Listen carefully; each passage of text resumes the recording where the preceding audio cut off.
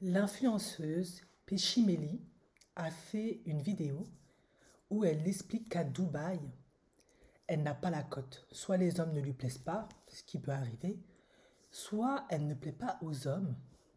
Et ça l'étonne un peu, ou pas du tout, hein.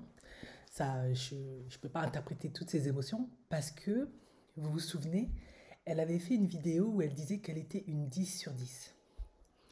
Alors, je trouve plutôt positif d'avoir une autre opinion de soi-même et de se voir magnifique, belle et sublime.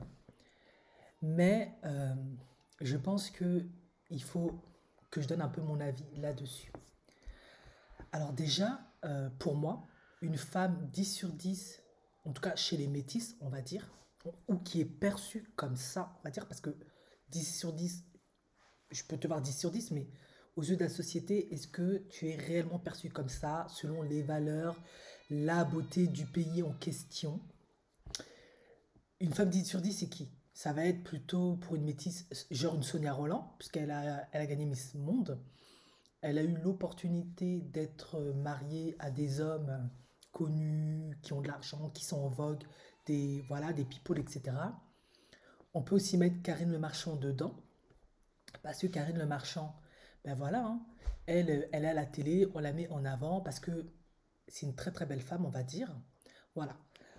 Pour ne citer que ces deux-là, dans les métis. Ça, ce sont des femmes qui sont perçues aux yeux de, de l'élite, hein, de ceux qui font les médias, comme des femmes 10 sur 10 chez les métisses afrodescendantes, que lorsque tu vas mettre en avant, il n'y aura pas d'équivoque. Maintenant, quand on regarde ces femmes-là, quels sont leurs atouts, hormis le fait qu'elles soient métisses? Parce que des métisses, il y en a plein, et certaines, elles sont moches en fait. Je suis désolée de dire ça, mais c'est vrai. Toutes les métisses sont pas belles en fait. C'est un non-sens de prétendre parce que je suis métisse, je suis forcément belle. Non. Ta couleur de peau ne fait pas de toi la plus belle parce qu'il y a aussi les traits du visage qui vont faire que, on va pas se mentir, les femmes souvent qui ont des traits beaucoup plus négroïdes, que aquilins, qui s'approchent de l'européen, seront moins perçus comme belles, on va dire ça comme ça. Donc si tu es une métisse, et j'en ai déjà vu, qui a des traits beaucoup plus négroïdes, tu pourras être clair, ok, peut-être que chez les noirs, on va te trouver jolie, peut-être, mais ailleurs, pas forcément. Et je pense qu'il faut aussi tenir compte de tous ces critères-là. De toute évidence, Pichimeli, elle n'est pas vilaine, mais voilà quoi.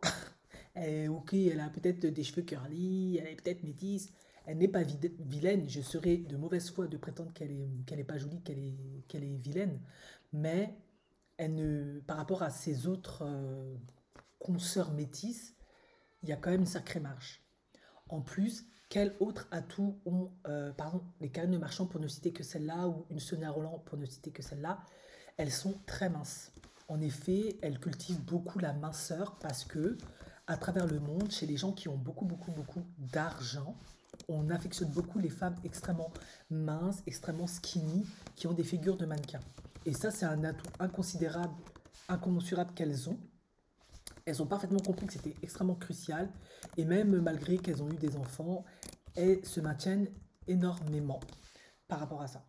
Et ça, c'est extrêmement important. Puis Chimili, bah, elle est comme on l'aime chez les Africains, chez les Noirs. Elle a du poids, du surpoids, elle est bien en chair. Et ça plaît beaucoup à la communauté africaine. En effet, une femme métisse comme Pichimili, qui en plus a des formes, ils- ils- pas tous les noirs hein, bien sûr, mais c'est ce qui plaît. Voilà. Donc vous voyez déjà comment elle sera perçue. Maintenant, après avoir fait cette introduction qui vous a peut-être bien saoulé, on va revenir au vif du sujet. Maintenant, elle s'étonne de ne pas être une 10 sur 10 sur Dubaï. Alors, il faut quand même prendre conscience d'une réalité dans le monde arabophone. Ils ne sont pas tous comme ça parce que je vous connais, vous allez encore venir mettre des commentaires, gna gna gna. C'est bon, on a compris. C'est bon, faut arrêter un peu. Mais il y a la négrophobie. Donc, quand tu as une goutte de noir en toi, là, ben, tu ne seras pas vue comme une femme de premier choix. Déjà, il y a la négrophobie par rapport à ça. Je sais, vous allez venir, oui, moi dans ma famille, j'ai noir. Ah, ok, j'ai compris. C'est bon, pas la peine d'écrire, on a compris. Voilà. Mais il y a quand même la négrophobie. Donc, peut-être une femme noire comme moi, c'est Karlicha, la chouma. Voilà, on a compris. Toi, c'était 0 sur 10, on a compris. Une pichimili, ça peut peut-être un peu mieux passer, mais il n'en demeure pas moins que pour eux, elle n'est pas perçue comme une femme métisse, elle est plutôt perçue comme une femme noire. Peut-être plus claire, mais comme noire. Et déjà, les personnes comme Pichimili qui sont plus métissées, qui sont pas genre noirs comme moi ou plus noirs, parce qu'il y a eu peut-être des mélanges à cause de l'esclavage, ou parce qu'ils sont peut-être métissés avec la population, parce qu'ils ne sont pas tous des descendants d'esclaves, faut en avoir conscience, et aussi l'immigration, ben, c'est pas vu comme un premier choix, déjà. Donc la négrophobie va faire déjà que les Dubaïens, etc., s'ils décident de se mettre avec toi, c'est parce que tu seras leur escorte, ou tu seras un objet de plaisir, ils vont jouer avec toi et puis ils vont te dégager. Voilà, déjà, tu n'es pas le premier choix. Le premier choix qu'ils auront tendance à épouser parce que c'est des cultures tribales, ça va être déjà leur cousine ou leur famille proche qui sont de la même tribu qu'eux, où il y a une histoire, ils peuvent se comprendre, il y a une langue commune, des coutumes, une religion commune aussi. Et ensuite, la femme qu'ils vont prendre pour, s'ils ne s'amusent pas avec elle, pour au moins sortir avec elle, ça va être l'européenne, de préférence blonde aux yeux bleus, ou la femme arabophone, Liban, Maghreb, voilà, les pays arabophones en fait, qui ne sont pas des Dubaïennes. C'est un peu, en tout cas, ce que moi j'ai un peu observé. Donc tu te doutes bien que bah, toi, ma cocotte, t'as beau te croire 10 sur 10 ou pas, déjà tu n'as pas le profil d'une Sonia Roland, d'une Karine Le Marchand, et en plus, rien qu'à cause de ça, tu ne feras pas le poids. Et si il s'avère qu'il te traite un minimum avec considération, ben moi j'ai vu ça chez qui? Ça va être des Naomi Campbell, parce qu'elle a un mérite incommensurable en tant que femme noire. Bon, non seulement elle est considérée comme l'une des femmes plus belles établies, autant chez les Occidentaux que partout, mais c'est une mannequin. Voilà, elle, c'est pas n'importe qui du ghetto ou je sais pas de quel quartier issu. Voilà, elle a fait ses preuves, elle s'est établie. Voilà, ça, c'est femme où si tu prends, tu vas quand même la respecter un minimum. Tu vas peut-être pas l'épouser. En tout cas, bon, Naomi Campbell, on a compris, elle ne s'est mariée avec personne. Il y a Naomi Campbell. Il y a Janet Jackson qui a eu l'occasion d'épouser, je sais pas si c'était un Saoudien ou un Dubaïen, bon, en tout cas quelqu'un des Émirats, extrêmement riche. Elle a fait un enfant avec lui. Voilà, c'est ce genre de femme noire que eux ils vont respecter, qu'ils vont considérer. Ou une Rihanna, elle aussi, mais elle n'a pas voulu rester avec lui parce qu'elle trouvait qu'il était trop contrôlant. Bon, bref. Et puis elle a fini avec Asap Rocky. Voilà. Donc, ça dépend aussi quel type de femme noire après tu es. Et dans un certain sens, mis à part la négrophobie, ben, c'est logique. Si moi, je suis issu d'une famille de princes ou extrêmement riche qui a du mérite, du prestige qui est très qualitatif, si déjà dans ma culture, on ne se mélange pas trop avec des noirs qui ne sont pas issus des Émirats, parce qu'il faut aussi cette nuance-là, peut-être qu'ils se mélangent avec des noirs, mais il faut que tu sois issu de leur culture, de leur peuple. Voilà. Eh ben, il faut qu'elle soit quand même d'une extrême qualité. Ça, c'est logique et ça, c'est universel, c'est partout comme ça en fait. Comme ça, vous restez toujours dans la même gamme. Janet Jackson, Rihanna, Naomi Campbell, ce genre de femmes-là, noires. Voilà, ça, c'est toujours le top. À travers le temps, il y a un nom de famille, il y a un talent. Elles viennent avec des plus-values, comme je dis toujours. Donc, une Péchimili, je suis désolé, hein. Toi là-bas, à Dubaï, toi en fait, je suis désolé de dire ça, mais je fais toujours des vidéos là-dessus. Ben, les filles comme toi, ben, on joue avec et on s'en débarrasse en fait, si on décide. Mais se mettre en couple avec toi, ça va être compliqué. Et les immigrés ou les personnes qui sont à Dubaï, etc., si, en tout cas, si elles ont de l'argent, en tant que femme métisse ou noire, bah, ça dépend comment on te perçoit, tu ne seras pas le premier choix.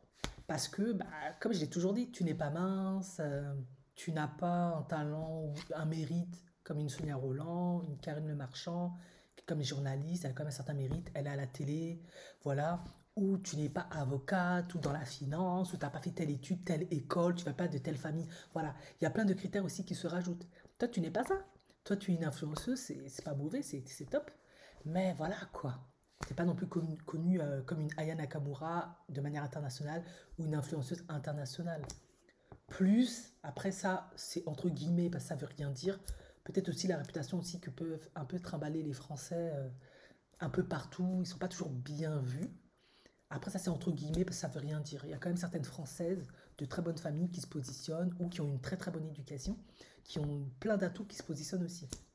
Donc voilà, c'était vraiment pour expliquer ça. Donc en fait, je suis toujours un peu étonnée quand je vois des afrodescendantes, que ça soit noires, métisses ou autres, qui se sont étonnées que ça ne marche pas dans un certain environnement. Ben oui, tout le monde, en France, eux, ils ont les colonies, l'esclavage depuis longtemps.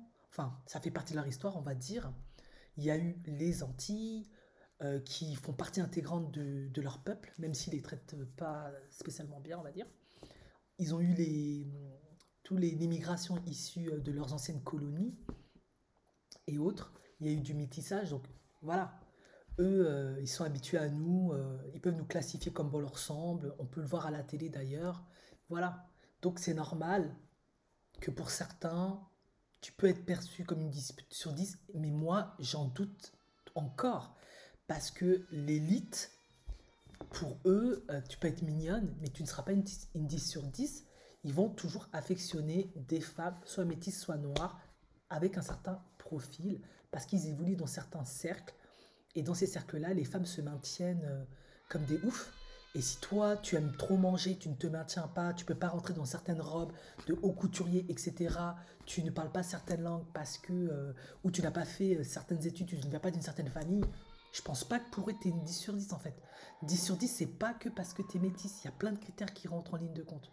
Donc, en gros, pour finir cette vidéo, ça ne m'étonne pas en fait que sur Dubaï, en fait, tu n'intéresses pas plus que ça. Tu es vu comme une influenceuse, une fille de télé-réalité, ni plus ni rien. Donc à la rigueur, peut-être tu pourrais être vu comme une 10 sur 10 chez des footballeurs, afro en l'occurrence, ou autres, je pense. Ce genre de personnes-là. À moins que tu level up en fait. On va dire ça comme ça. Voilà, ça c'était ma vidéo. On a le droit de ne pas être d'accord, mais soyez polis courtois. En tout cas, donnez-moi votre avis. Qu'est-ce que vous en pensez? Est-ce que vous pensez que c'est normal que Pichimili ne soit pas perçue comme une 10 sur 10 à Dubaï et elle pense qu'elle est perçue comme une 10 sur 10 en France? Je ne suis pas de cet avis, ça dépend des environnements. Peut-être dans la banlieue, peut-être. Et encore, c'est possible. Mais je ne suis pas sûr que dans l'élite, elle est perçue comme une 10 sur 10. Enfin bref, sinon elle sera à la télé depuis très très longtemps. Mais ça n'engage que moi. Ciao!